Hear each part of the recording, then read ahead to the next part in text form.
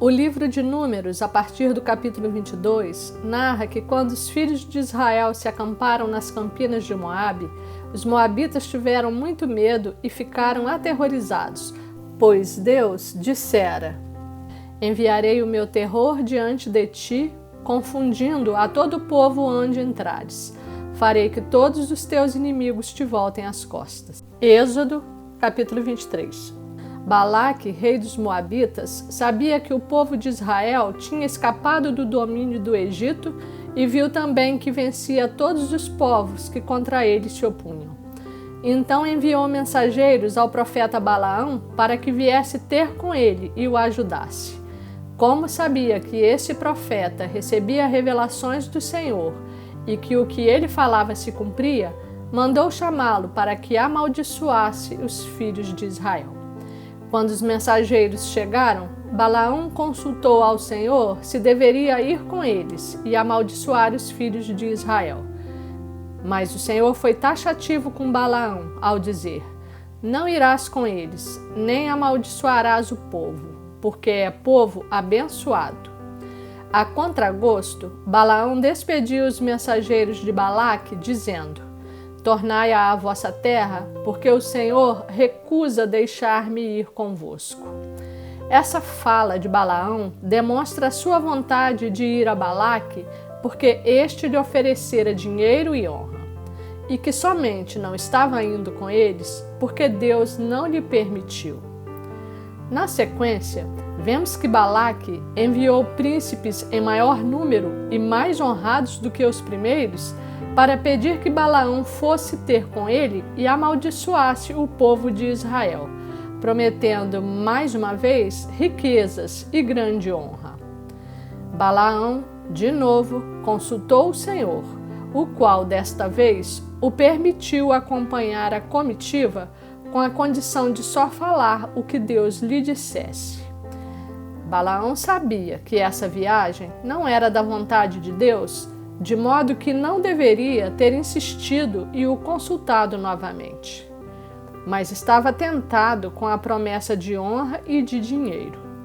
Em sua ganância, não atentou que desde o início o Senhor lhe dissera para não ir com eles até Balaque, mas quis fazer prevalecer a sua vontade.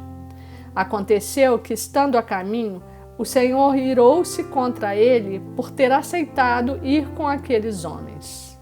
O anjo do Senhor, com a espada desembainhada, colocou-se no caminho deles. A jumenta, na qual Balaão estava montado, viu o anjo e tentou dele se esquivar. Primeiro saiu da estrada para o campo. Depois passou por um lugar estreito, apertando o pé de Balaão no muro. E por fim, quando o anjo se colocou diante deles numa parte estreita e sem escape, a jumenta deitou-se debaixo de Balaão.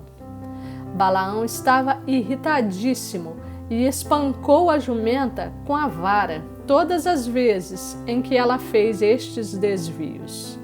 Quando ela se deitou, bateu-lhe com mais raiva e disse que se tivesse com uma espada na mão, a mataria naquele momento. O Senhor Deus, então, concedeu voz à jumenta, que passou a confrontar Balaão pelos maus tratos recebidos. E Balaão, totalmente cego pela cobiça e pela ganância, passou a conversar com a jumenta sem se dar conta do que estava acontecendo. Foi então que o Senhor abriu os olhos de Balaão, e ele viu que a jumenta estava desviando do anjo do Senhor. Este, então, disse a Balaão que saíra como seu adversário e que intentava matá-lo por conta da sua desobediência. Balaão pretendeu retornar, mas Deus mandou que seguisse adiante e que somente falasse o que ele lhe mandasse. Balaão achava que estava tudo bem e prosseguiu, mas o que ele não sabia é que Deus decidira usá-lo para abençoar os filhos de Israel. Balaque conduziu Balaão por 3 vezes a lugares distintos na tentativa de que amaldiçoasse os filhos de Israel. Da primeira vez que abriu a boca, Deus mudou suas palavras e ele profetizou bênção, dizendo: Como posso amaldiçoar a quem Deus não amaldiçoou? Como posso denunciar a quem o Senhor não denunciou? Isto está no capítulo 23, verso 8. Balaque reclamou com Balaão, dizendo: Que me fizeste? Chamei-te para amaldiçoar os meus inimigos, mas eis que somente os abençoaste? Mas Balaão respondeu: Porventura, não terei cuidado de falar o que o Senhor pôs na minha boca? Balaão tentou pela segunda vez amaldiçoar os filhos de Israel, mas acabou profetizando as seguintes palavras. Versículo 20. Eis que para abençoar recebi ordem. Ele abençoou, não o posso revogar. Não viu iniquidade em Jacó, nem contemplou desventura em Israel. E ainda profetizou no versículo 23. Contra Jacó não vale encantamento, nem adivinhação contra Israel. No capítulo 24, na terceira tentativa de Balaque de amaldiçoar o povo de Israel, Balaão nem se deu ao trabalho de consultar novamente o Senhor. Sabendo que os abençoaria, profetizou palavras de enaltecimento ao povo de Deus, proclamando sua grandeza, glória e vitória na força do Senhor. Balaque se irritou grandemente e despediu Balaão de mãos vazias.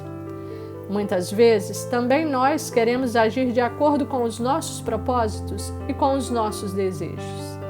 E seguimos adiante com base na independência e na autonomia da nossa vontade. E sequer nos damos ao trabalho de perguntar a Deus se aquilo está correto, se está de acordo com sua vontade ou se lhe agrada. Outras vezes, até consultamos o Senhor, mas não damos crédito à direção que nos aponta e prosseguimos no nosso intento. Mais adiante, quando as coisas desandam ou nos damos mal, como se diz, ainda ficamos questionando o Senhor e perguntando por que Ele permitiu que aquilo acontecesse conosco ou por que nos deixou tomar aquele caminho. Meu irmão, minha irmã, Deus não é homem para que minta, nem filho de homem para que se arrependa. E Ele não muda, como ensinado no Evangelho de Mateus, capítulo 5, verso 37. Seja, porém, a tua palavra sim, sim, não, não. O que disto passar vem do maligno. Assim como ocorreu com Balaão, acontece conosco. Somos fisgados pela desobediência ou por outros sentimentos egoístas. Não queremos colocar Deus em primeiro lugar, amá-lo sobre todas as coisas e aceitar a sua vontade.